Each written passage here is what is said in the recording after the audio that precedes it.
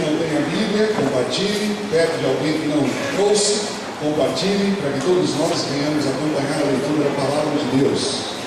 Todos acharam? Amém? Todos? Vamos ler então.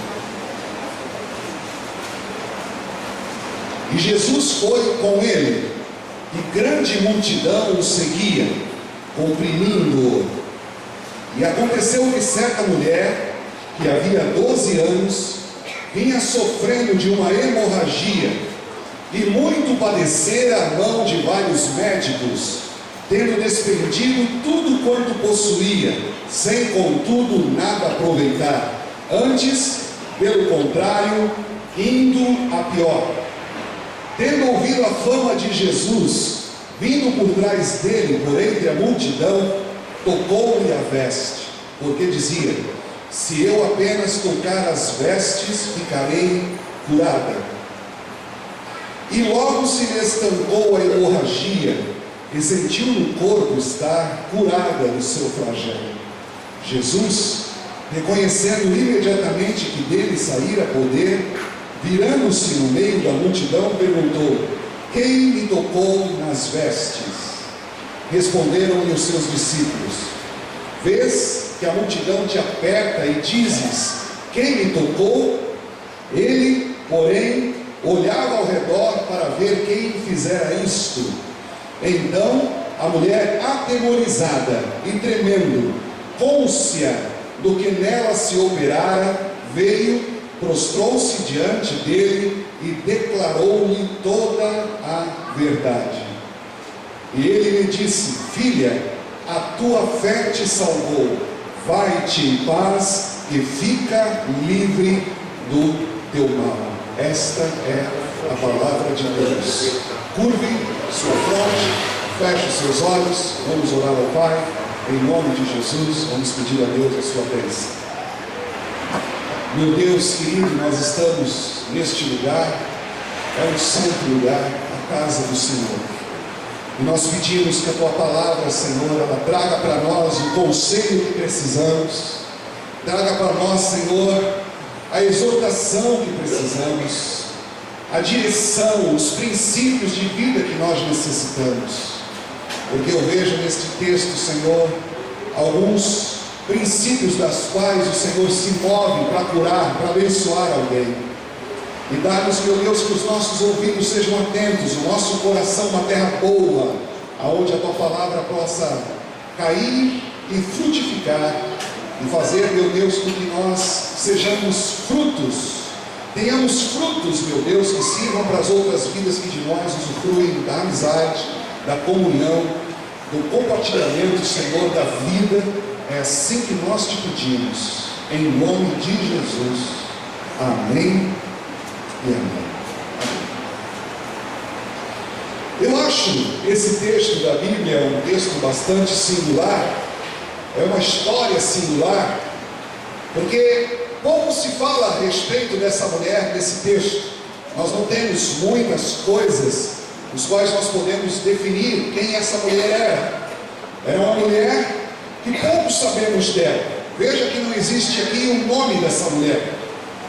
Não se sabe também de onde ela vem, porque muitas pessoas, mesmo anônimas no Novo Testamento, nos Evangelhos, mesmo essas pessoas, ainda assim, se diz de onde elas são. É a viúva de Naim, é a mulher cananeia, é a mulher sirofenícia, é o centurião de Cafarnaum. Mas essa mulher, não se fala de onde ela é. Nós não sabemos qual é a sua situação, se ela era casada, se ela tinha filhos, se ela tinha família. Nós não temos muitas coisas a respeito da história dessa mulher, da sua origem, da sua gênese. Nós não temos histórico a respeito dela que possa nos trazer essas informações. Mas sabemos que era uma mulher que sofria muito, e sofria de um mal muito complicado, muito complexo para aqueles dias. Ela sofria de uma hemorragia uterina, uma hemorragia que não estancava, que ficava gotejando sangue o tempo inteiro do útero. Uma mulher que vivia perdendo sangue, ao longo de 12 longos anos, estava pálida, estava perdendo a cor, estava perdendo a vida e percebendo a vida fluindo por si e saindo de si aos poucos, às gotas. Era uma mulher que tinha um problema muito grave, porque isso também se aplicava à sua vida religiosa. Era uma pessoa que, se fosse casada, não podia deitar-se com seu marido, porque ela era impura segundo a lei. Era uma mulher que não podia entrar nos lugares sagrados, porque ela era impura segundo a lei. Ela não podia participar dos cultos, das reuniões. Ela não tinha essa possibilidade. O problema dela não era somente físico, era um problema também espiritual, um problema religioso, um problema teológico. E era um sofrimento de 12 anos, gastando seus recursos com todo tipo de tratamento, com todo tipo de medicina da época, e a palavra de Deus diz que nada resolvia, pelo contrário, a sua situação ia piorando ao longo de 12 anos. Do ponto de vista emocional, sua vida estava arrasada. Do ponto de vista social, a sua vida estava acabada. Ela não podia participar dos grupos, não podia participar das festas, não podia participar das confraternizações. Ela não podia estar nos locais públicos onde tinha muita gente, nas feiras públicas, do comércio. Ela estava completamente tirada da sua vida social, espiritual, da sua vida familiar. Uma mulher tolhida em todos os sentidos, porque segundo a lei, ela era impura. Ela já estava cansada da sua enfermidade, porque viver era mais um peso do que alegria. A gente costuma dizer que a vida é um dom de Deus, que deve ser recebido com alegria, mas quando nós estamos com uma enfermidade debilitante, que vai piorando, que vai tirando de nós as forças, a gente vai sentindo a vida como um peso. E não poucas pessoas, por causa do sofrimento, pedem inclusive que Deus as leve. Ela estava nessa situação, cansada da sua enfermidade. Viver era um peso. Viver era mais um dia de isolamento. Viver era mais um dia de ostracismo, de ser segregada da sociedade, dos religiosos, da espiritualidade, da congregação, de tudo. Às vezes eu penso que ter uma dor aguda é melhor do que ter uma dor crônica. Você sabe qual é a diferença entre uma dor aguda e uma dor crônica? A dor aguda é aquela que quando você levanta de manhã assim meio zonzo, né? E você levanta assim, você lá volta na cama para poder escovar o dente. Aí você dá aquela topada deliciosa na quina da cama.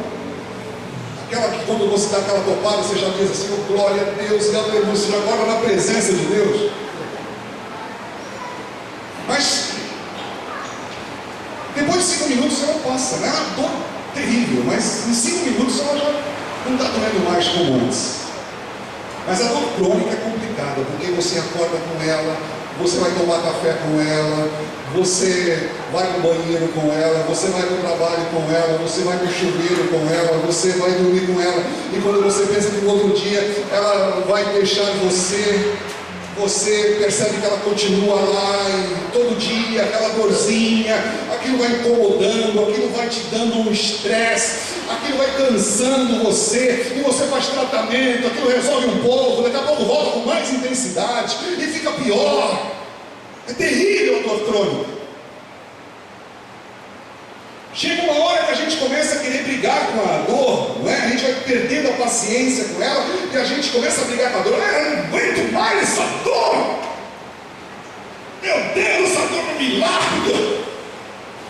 Eu não queria estar assim, meu Deus, essa dor não passa. E essa mulher estava cansada da enfermidade. 12 anos, havia um esgotamento.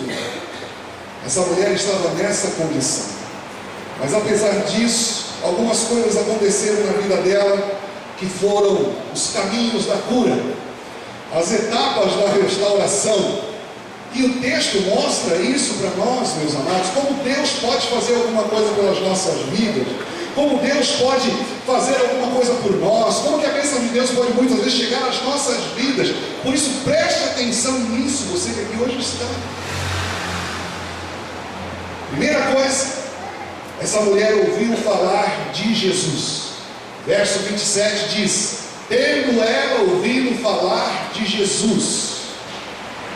A Bíblia diz que a fé vem pelo ouvir. A fé vem pelo ouvir. E essa mulher ouviu falar de Jesus. E aquela palavra dita naquele momento específico, naquela hora específica, naquela circunstância específica, naquele momento, pode fazer grande diferença nas nossas vidas. Nós ouvimos, tomamos posse, nos apropriamos dela, e aquilo começa a ser não somente a verdade da Bíblia, mas acaba sendo a verdade de Deus para nós. Essa mulher estava nessa condição. E eu muitas vezes abria a Bíblia, e um texto que eu lia, eu falava para mim mesmo: esse texto não é para a igreja. Esse texto é um texto que Deus quer falar com a igreja. Esse texto é um texto que Deus quer falar comigo. Eu percebia Deus falando comigo, eu não tinha dúvida, isso é para mim. E aí o despertamento espiritual acontece quando alguém fala a palavra de Deus no momento da sua vida, em uma circunstância, alguma coisa que você está passando, e de repente isso faz toda a diferença na sua história. Foi assim com Davi.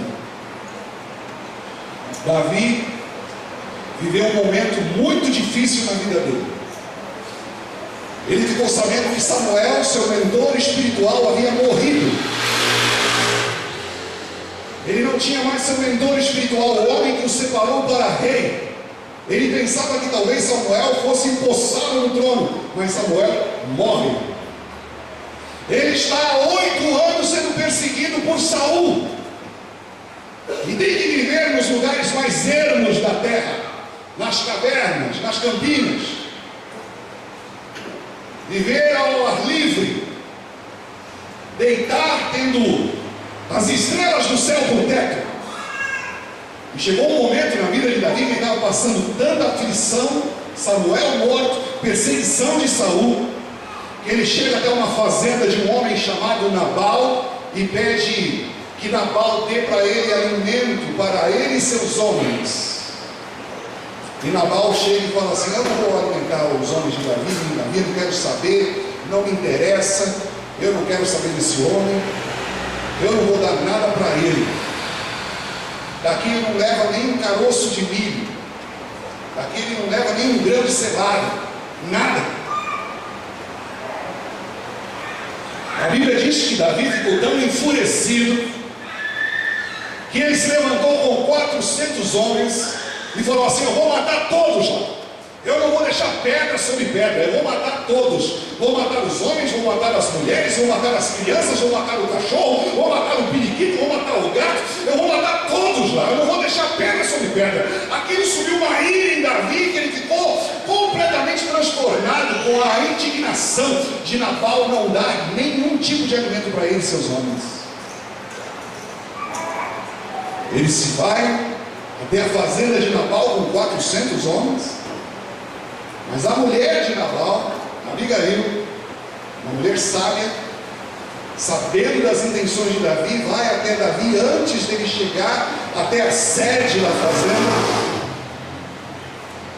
e ela o intercepta dizendo assim: olha Davi, não faças isso, Deus te levantou como rei de Israel, Davi, não manche a tua história com sangue, não faça disso um episódio qual amanhã você venha se arrepender, Davi. Não faça disso um episódio que amanhã você vai olhar para trás e vai amargar o que você fez num tempo de fúria, num tempo de impestividade, num tempo de temperamento altivo, quente. Ela foi usada por Deus naquele momento. Uma palavra no momento certo, uma palavra dita numa circunstância. Aquilo caiu no coração de Davi como se fossem as palavras do próprio profeta Samuel. Boca de Deus, aquela mulher.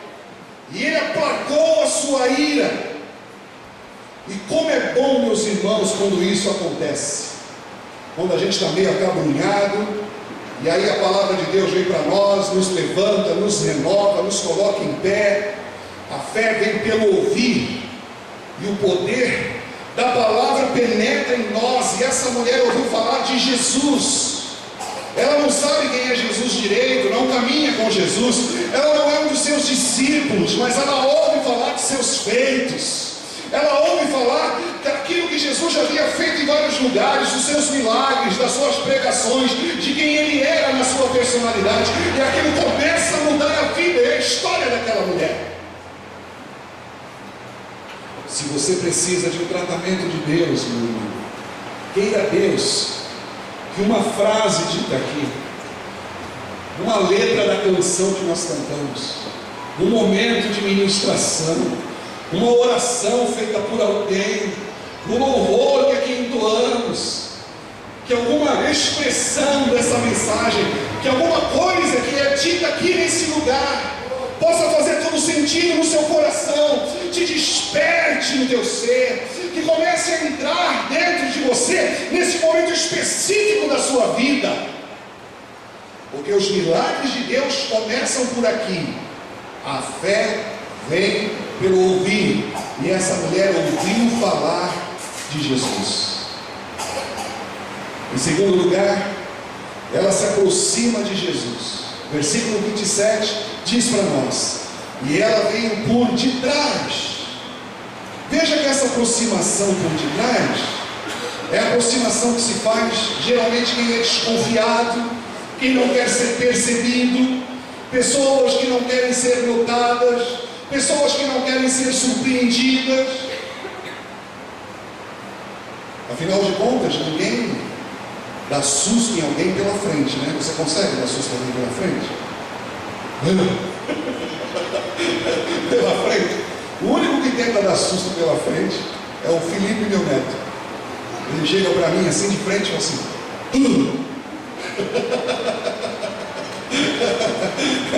ele não aprendeu ainda como se dá susto, né?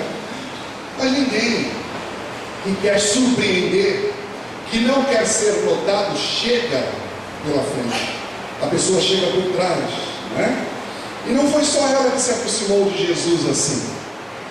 Na Bíblia tem muitas pessoas que se aproximaram de Jesus de forma sorrateira, de forma desconfiada. Na Bíblia existe, por exemplo, a história de Nicodemos, que a Bíblia fala que ele vai se encontrar com Jesus de noite, num tempo em que não tinha iluminação pública. Ele se aproveita da escuridão, das sombras, porque ele não quer ser visto com Jesus. Nicodemos é um mestre em Israel, um rabi em Israel. Nicodemos é uma pessoa proeminente, um príncipe, alguém que ensina na sinagoga. Ele não quer ser visto como aquele que as autoridades consideram como sendo um blasfemador, como sendo alguém que usurpa a posição de Deus, ou chamando a Deus de Pai. Ele vem de noite. E muitas vezes a nossa aproximação de Deus é assim, desconfiada, sutil, sem dar muito na vista, sem querer ser notado, entra e sai, sem cumprimentar ninguém, porque a gente só veio lá para olhar, para observar, não queremos ser muito notados, né? Eu ouvi uma história, pouco tempo atrás, de um homem chamado Soriano. Ele viveu no Mato Grosso, e lá quando a igreja começou a fazer a sua obra missionária, chegou naquela cidade, uma cidade bem do interior do Mato Grosso, uma igreja presbiteriana, missionários presbiterianos. E esses missionários, um deles tocava violino, né? E ele gostava muito de ouvir aquele violino, mas ele não queria ser identificado com os crentes, porque naqueles dias, como ainda hoje é assim, existe muito preconceito quando você fala que você é crente, não é assim? E ele então, o que ele fazia? A igreja, ela se montou, ela se construiu, aonde do lado da igreja tinha um terreno baldio, cheio de árvores. E o Soriano, ele entrava naquele terreno, lá pelas 4 horas, assim, mexendo no cinto, como se fosse fazer xixi, e entrava naquele terreno, E então lá ele se agachava, ficava debaixo de um pé de mamona e ficava esperando até as 7:30 hora do culto começar, porque ele gostava de ouvir as mensagens, os cânticos, aquilo fazia sentido no seu coração. Você já imaginou um crente que chega 4 horas no culto, esperando o culto começar? E é assim, todo dia que tinha culto, lá eu sonhando, mexia no cinto, entrava no terreno maldito como fosse fazer xixi, sentava-se no pé de mamona e ficava esperando o culto acontecer. Quem visse ele entrar no terreno, falou assim: o sonhando foi fazer xixi. Mas na verdade ele sentava-se lá debaixo do pé de mamona e ficava lá esperando a hora do culto acontecer. Até o dia em que ele teve então a coragem de entrar na igreja, a sentar-se lá no último banco. E desse dia em diante ele nunca mais saiu. Ele teve coragem de assumir um compromisso com Jesus. Sabe, meus irmãos, eu tenho encontrado muita gente desse tipo. Gente desconfiada, meio mineiro, né? Gente que vem meio distante. Ele chega no culto quando o louvor já está na metade. E quando a gente começa aqui a recolher os dízimos e as ofertas, a pessoa já sai, já vai embora. Não quer esperar, né? Mas aí o Evangelho vai fazendo uma obra maravilhosa. O Evangelho vai entrando na vida da pessoa. O Evangelho faz aquela obra que só o Evangelho pode fazer. E de repente a pessoa então se vê envolvida. Milagres acontecem assim. Ou que se a respeito de Jesus, depois aproxima-se de Jesus e a coisa vai acontecendo. É desse jeito. Mas uma terceira coisa aconteceu com essa mulher. Ela precisava romper as barreiras entre ela e Jesus. Havia uma multidão entre ela e Cristo. Aquelas pessoas estavam entre ela e Jesus, e aquela multidão dificultava a sua aproximação. Era uma barreira que precisava ser vencida. Mas era preciso chegar até onde Jesus estava. Ela tinha essa fé, que se ela tocasse, nem que fosse na bainha do vestido de Jesus, da túnica de Jesus, ela seria curada. E sabe, meus amados, às vezes eu percebo que as pessoas querem muito se aproximar de Jesus. Às vezes elas têm o desejo de ter um encontro com Jesus, mas às vezes as pessoas atrapalham. Às vezes as pessoas dificultam. Eu tenho a impressão hoje que se a gente tirasse os pastores, se a gente tirasse um pouco desse ritual, né? Às vezes aquela visão legalista que muitos de nós temos, às vezes eu fico pensando, se nós tirássemos isso e se nós deixássemos somente Jesus e a pessoa, seria muito mais fácil da pessoa se despertar, seria muito mais fácil da pessoa tocar em Cristo. Porque o que eu tenho visto nesses últimos dias, meus irmãos, é pastores dificultando a aproximação das pessoas de Jesus, é pastores fazendo com que fique difícil a pessoa tocar em Cristo, ou ser tocada por Jesus. É o que eu tenho visto nesses últimos dias. E muitas vezes essa estrutura religiosa, essa estrutura pastoral complicada, difícil, muitas vezes as pessoas vão ficando distantes. Você não consegue falar com o pastor, você não tem acesso, aos membros, a uma oração, a um pedido de ajuda, você não tem acesso a nada. Mas essa mulher disse: eu preciso romper, eu preciso tocar em Jesus, e ela vai abrindo o caminho. E aí a pergunta é: quais são as barreiras que você tem em sua vida, meu irmão? Quais são as barreiras? Muitas vezes são os nossos próprios familiares, são eles que são uma pedra de tropeço para a gente poder servir Jesus. Quantos maridos impedem suas esposas de estarem na casa do Senhor? Por quê? Quantos homens de Deus têm muitas vezes dificuldade de vir à casa do Senhor por causa de suas esposas?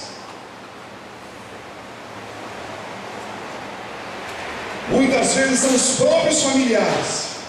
Se eu tomar essa decisão, se eu assumir esse compromisso, o que vão pensar meus tios? o que vão pensar meus pais, o que vão pensar meus filhos, o que vão pensar aqueles que são os meus parentes, os meus familiares. Como é que eu posso firmar minha fé? Como é que eu posso sustentar minha fé diante da minha própria família?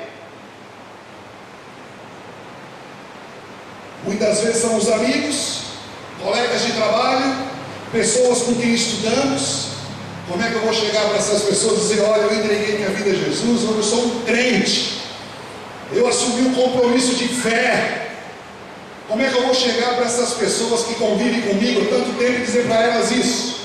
Eu sei que isso não é fácil, mas há de chegar um momento em que você vai ter que decidir. Se você quiser tocar em Jesus, você vai ter que romper com essas barreiras todas. E sabe, meus amados, são barreiras de todos os tipos: barreiras familiares, barreiras ideológicas, barreiras sociológicas, conceitos, tradições que se colocam entre você e o teu Deus. Mas quando o nosso interior começa a se despertar, o Espírito Santo começa a criar essa disposição de querer a Deus, aí você enfrenta tudo, você enfrenta todos, porque a única coisa que você deseja na sua vida é tocar em Cristo. Louvado seja o nome de Jesus. Em quarto lugar, e esse é o ponto mais importante na mensagem hoje, meus irmãos, é que essa mulher tem uma enorme expectativa. Ela dizia: se eu tocar, nem que seja nas vestes, não precisa ser na pele, não precisa ser no rosto, não precisa ser no cabelo, não precisa ter um toque exatamente no corpo de Jesus. Se eu tocar tão somente nas vestes, eu vou ser curada. Ela tinha essa expectativa. E qual que é a sua expectativa hoje? Qual tem sido a tua expectativa nos últimos tempos?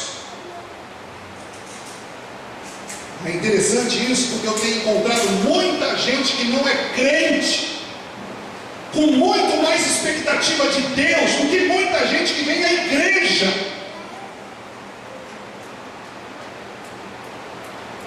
Gente que vem à igreja sem nenhuma expectativa, não espera nada. E esse texto fala da importância de nós termos essa expectativa no coração. Porque dele emana graça, dele emana poder, poder para me curar, poder para me restaurar, poder para me levantar, poder para fazer aquilo que eu não posso fazer por mim mesmo. É isso. Seja honesto comigo. Você ora com expectativa? Você vem com essa expectativa de tocar em Jesus, ou ser tocado por Jesus? Você vem com essa expectativa? Ou você vem ao culto que nem aquela moça que pedia a Deus um marido? Ela fez uma semana de consagração e ela chegou no culto e falou assim: hoje eu vou no culto e Deus vai me dar um marido, Deus vai me dar um esposo. E ela chegou cedo na igreja, dobrou o joelho no banco da igreja e falou assim: Senhor, hoje o Senhor vai me dar um marido. Eu vim com essa expectativa. Eu sei que tu podes, eu sei que tu és um Deus que tem essa capacidade. E ela estava orando e falou assim: Senhor, me diga mais uma coisa para o Senhor: o primeiro jovem que entrar por essa porta, esse é o que o Senhor tem dado para mim como esposo. Eu creio. E ela ficou firme nesse propósito. De repente, ela escuta os passos, aqueles passos firmes, e ela chega e levanta o olhar e fala assim: ô Senhor, é agora. E ela abre os olhos, e é um jovem, o mais feio da igreja.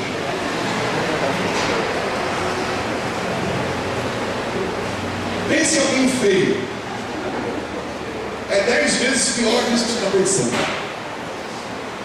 E ela olha aquele jovem, abaixa a cabeça e fala assim: Senhor, eu estou falando sério, Senhor.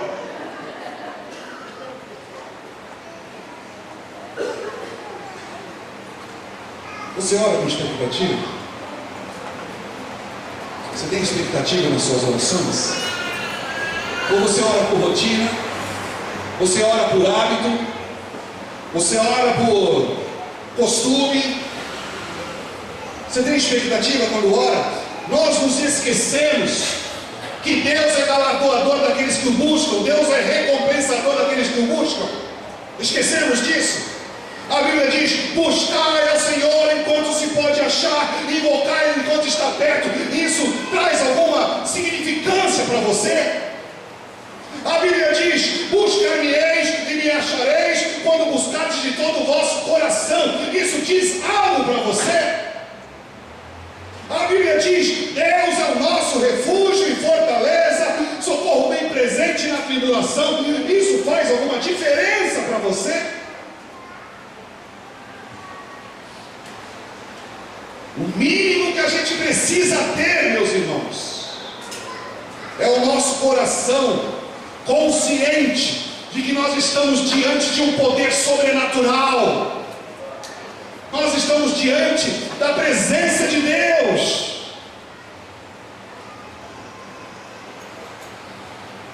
De que alguma coisa pode acontecer de maravilhoso na nossa alma, na nossa história, na nossa vida.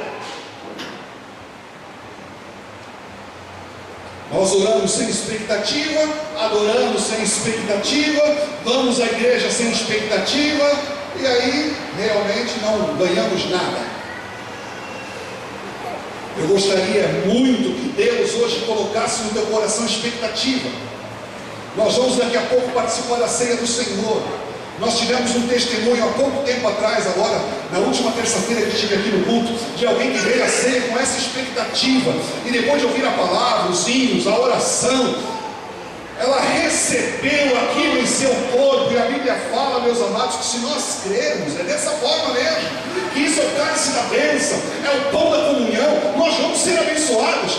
E essa mulher saiu daqui abençoada, meus irmãos. Apareceu no seu exame de câncer mais 2 locais, e ela então depois contou o testemunho dizendo: a partir daquela noite, pastor, fui no médico e aqueles locais desapareceram. O médico me deu os parabéns. Veio com expectativa. Que Deus coloque no seu coração expectativa. O que você espera de Deus? Esse é o caminho mais importante da adoração. Agora, preste atenção, nós já estamos terminando. Veja que Jesus faz algumas perguntas interessantes, né? Ele pergunta para aquela mulher: quem foi que me tocou? Existem algumas perguntas na Bíblia Sagrada que elas são perguntas complicadas. Há uma vez em que Jesus estava saindo de Jericó e veio lá um cara gritando no meio de mais de uma multidão de 2.000 pessoas: Jesus, filho de Davi, tem misericórdia de mim!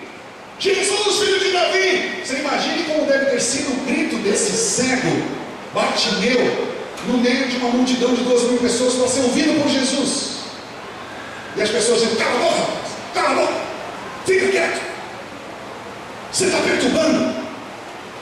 Mestre, fala para ele calar a boca. Ele está perturbando, está enchendo a paciência, não aguento mais. E a Bíblia fala que quanto mais falavam para ele assim, mais ele gritava: Jesus! E Jesus então o chamou e falou assim: traz ele para cá. E quando trouxeram ele, acompanhado, porque ele não sabia onde Jesus estava, era cego, Jesus pergunta para ele assim: o que é isso que eu te faço? Não é engraçado essa pergunta? O que você acha que o cego poderia querer? Ah, eu vim aqui para o senhor me dar uma esmola. Ah, eu vim aqui para o senhor me carregar no colo. Ah, eu vim aqui para o senhor me dar uma roupa. O que queres que eu te faça? Se o homem é cego, não parece ser uma pergunta lógica, não é? Mas sabe, meus irmãos, eu tenho descoberto pessoas que só querem gritar. Eu tenho descoberto pessoas que fazem das suas doenças muletas. É a única forma deles receberem a complacência, receberem a atenção de alguém. Estão sempre doentes, não querem ser curados nunca. Na verdade, não têm o interesse de serem curados. Eles gostam de se refugiar na sua enfermidade, gostam de justificar o seu pecado na sua gênese, na sua genética, no seu mau caratismo, nas suas ambiguidades todas. Ah, você sabe por que eu sou assim, pastor? Eu sou assim porque meu pai era assim, eu sou assim porque meu avô era desse jeito, porque minha família toda me ensinou dessa forma. E aí então a pessoa não quer cura. Por isso ele pergunta: o que queres que eu te faça? No texto nós lemos que a mulher toca em Jesus, é curada, e Jesus pergunta: quem me tocou? Que pergunta sem sentido parece, não é? Está todo mundo te tocando, Senhor, está todo mundo te pressionando, todo mundo te apertando, está todo mundo tocando no Senhor. Como assim quem te tocou? Todo mundo te toca. Alguém me tocou porque de mim saiu o poder. De mim saiu o poder. Sabe, meus irmãos, a experiência pastoral me mostra que muitas pessoas vivem tocando em Jesus sem nunca receber nada. O tempo todo tocando em Cristo e nunca recebendo coisa nenhuma. Mas essa mulher toca e é curada. Por quê? Porque existia uma objetividade, existia uma intencionalidade no tocar. Ela não queria só esbarrar em Cristo, não queria só vê-lo de perto. Ela tinha um objetivo: tocar em Cristo.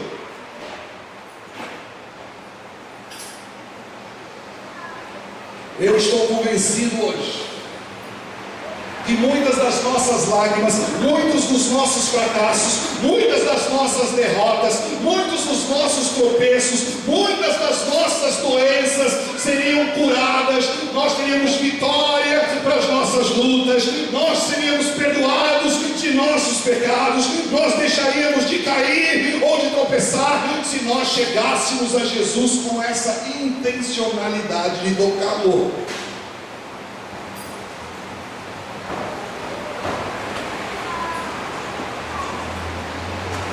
Você quer ver algo assim na Bíblia Sagrada, em outro lugar?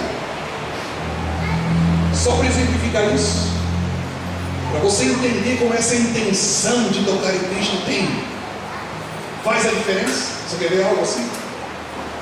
Lembra-se de Jacó? Menino crente, trazendo para os nossos dias, né? Acostumado a ir na igreja com o papai e a mamãe, Rebeca e Isaac, ia na escola dominical, mas era malandro de tudo, menino enrolando, dava nota em pingo d'água, mas crente, de família crente, gente que servia a Deus, mas era enrolando e só, tinha uma lábia, era 171, apronta todas, enrola o próprio pai, enganando como se fosse um irmão, enrola o irmão. Ele era tão trapaceiro, era uma pessoa tão cheia de artimanhas, que o seu irmão Esaú disse: quando o papai morrer, eu mato esse desgraçado, não merece viver. Papai morreu, Jacó morre logo atrás dele, mato ele. Quando Jacó fica sabendo disso, ele foge da sua terra, vai para uma outra terra, encontra-se com outro tio enrolão chamado Labão. Lá ele tenta casar com uma mulher, aí acaba casando com outra, porque é assim a vida dos enrolados. Eles enrolam e são enrolados também, não é assim? E depois de muito tempo que ele está lá, ele resolve voltar para sua casa. Mas ele tem um problema, ele tem que enfrentar o seu irmão. E o irmão disse que quando o visse, o mataria. E ele então vai atravessar um riacho que faz divisa com a sua terra natal. E ele então, à noite, clamando a Deus, ele começa a pedir: Senhor, eu não posso continuar do jeito que sou. Eu não tenho condições de permanecer da mesma forma.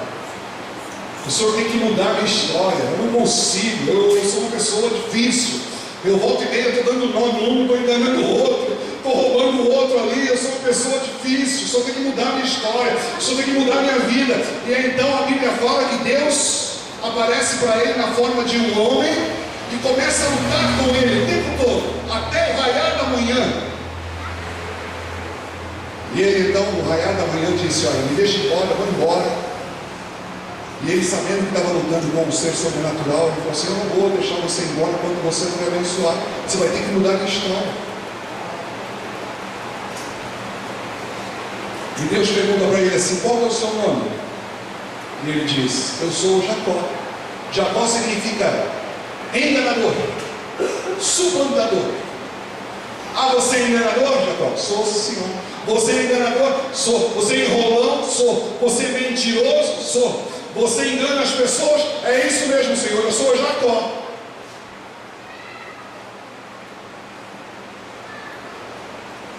O que você pode fazer por mim? Você vai mudar a tua história.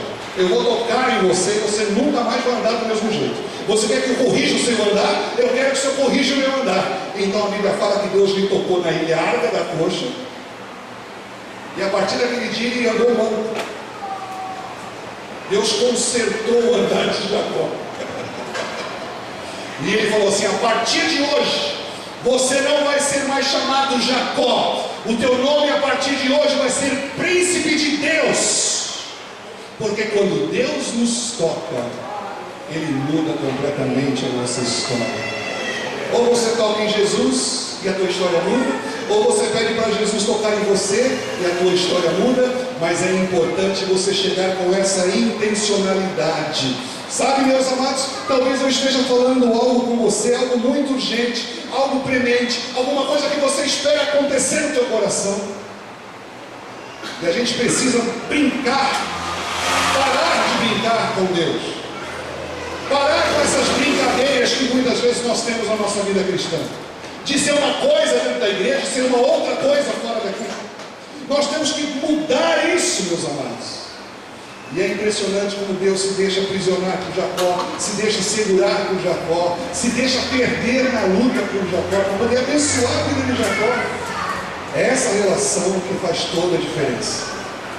O Senhor perguntou: quem me tocou? Está todo mundo te tocando, Senhor. Eu sei que tem muita gente que me toca, mas somente uma pessoa me tocou com intenção. Somente uma pessoa me buscou com objetividade. Nessa multidão toda que me aperta, somente uma pessoa veio com essa intencionalidade. Somente uma pessoa veio a mim com essa expectativa. E sabe, aquilo que era sobrenatural aconteceu na vida daquela mulher. E aí, ela se aproxima de Jesus, apresenta a sua história, e então o Senhor: vai-te, a tua fé te salvou. Para terminar, se vocês me permitirem, eu tenho aqui pelo menos 4 lições rápidas para a gente aprender desse texto todo, que eu quero que você leve para você, para a sua vida espiritual. A primeira delas, preste bem atenção: o Senhor Jesus não tem nenhum interesse em satisfazer curiosos. Você pode viver ao lado de crente, você pode ter parentes crentes, vizinho crente, pai e mãe crente. Você pode ter uma esposa crente, tocando aqui e ali em Jesus, esbarrando em Cristo, muitas vezes muito perto de Jesus, mas nunca experimentando o poder de Deus. Por quê? Porque muitas vezes você toca sem desejar. Eu fui lá para dar uma olhada, fui lá para dar uma observada, fui lá para ver, mas sem muito interesse. Jesus nunca satisfez gente que se aproximou para ver milagre como curioso. Nunca. As pessoas pediam para ele: faz um milagre aí. Não vou fazer nenhum milagre para essa geração. Nenhum. Segunda coisa: o poder de Deus é disponível para quem se aproxima de forma intencional. O Senhor Jesus disse: quem tem sede, vem a mim e beba. Quem tem sede, vem a mim e beba. É um poder disponível, é um poder que está à disposição, e Ele disponibiliza para nós, para aqueles que se aproximam e querem beber, daqueles que buscam com intencionalidade. Terceira coisa: Jesus para todos os projetos que ele está fazendo para quem se aproxima de Jesus com essa intenção. Preste bem atenção nisso. No texto que nós lemos, ele faz parte de um texto maior.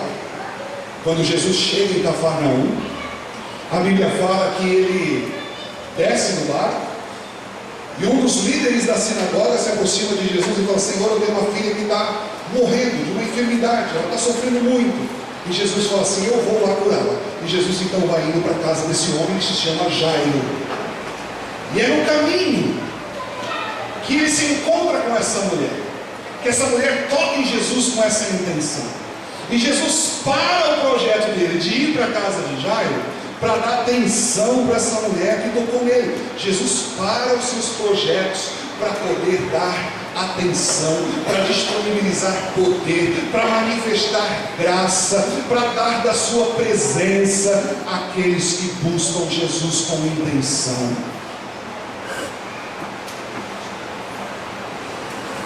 E em quarto lugar, Jesus ele deseja que aqueles que se aproximam dele não venham somente para experimentar o poder, mas também para evidenciar o poder que eles experimentaram da parte de Jesus.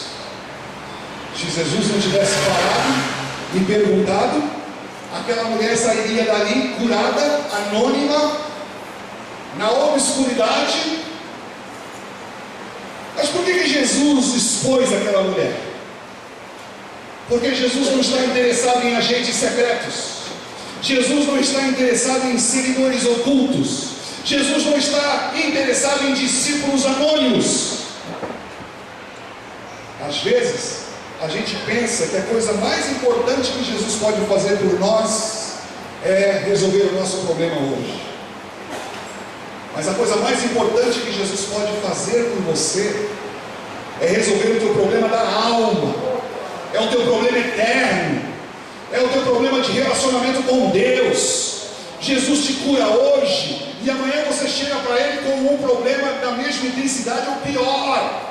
Jesus resolve um problema seu hoje e amanhã você se apresenta com outro tipo de problema. É por isso que quando Jesus multiplicou os pães e quiseram fazer dele rei, ele fugiu. Porque Jesus não quer ser só solucionador de problemas econômicos e financeiros das pessoas. Não. Ele quer solucionar um problema muito mais sério. Ele quer solucionar um problema da alma, o problema do seu afastamento de Deus. E esse é o grande milagre que Ele quer operar em nós. Irmãos, eu quando estava na faculdade lecionando teologia, no tempo que eu fiz isso em Santos, existia um problema muito grave com muitos estudantes da Bíblia Sagrada. São muitas matérias, a pessoa tem que estudar muito, ler muitos livros. São matérias que eu sei que talvez você não entenda nada disso que eu vou falar agora, mas hermenêutica, exegese, homilética. São tantas matérias, introdução ao Antigo Testamento, introdução ao grego, introdução ao hebraico. A pessoa estuda muito dessas coisas. São tantas coisas para estudar, que a pessoa chega num momento em que ela pega a Bíblia apenas para fazer sermões. Ela só estuda quando ela tem que transmitir alguma coisa para outra pessoa. E quando isso acontece, ela acaba desacralizando o sagrado. Ela vai perdendo a espiritualidade, vai perdendo o senso da presença de Deus, vai perdendo a dimensão do espiritual, das coisas sobrenaturais. E eu tenho visto disso acontecer com muitos membros da igreja. São pessoas tão acostumadas com o Evangelho, tão acostumadas com a palavra, que parece que o poder do Evangelho já não nos impacta mais. Parece que as orações são maçãs, parece que as pregações são repetitivas, sem expectativas. Pegue a sua oração de 3 anos atrás. E o que ela mudou? O que você vinha pedindo a Deus há 3 anos atrás? E perceba que muitas dessas coisas não mudaram. A forma como você ora não mudou. Qual é o seu desejo? Se você se aproximar de Jesus com esse desejo profundo, com expectativa, com convicção, dizendo: Senhor, eu preciso da tua graça, Senhor. Senhor, eu preciso do teu favor. Senhor, eu preciso do teu poder. Senhor, eu preciso da tua cura. Eu vim hoje aqui, Senhor, porque eu quero tocar no Senhor, ou o Senhor toque em mim, diferente do que seja, eu sei que vai emanar poder do teu trono para mim. Eu te garanto que esse Deus que atravessa a história, que tem a dimensão da eternidade, Ele vai fazer algo por você sobrenatural.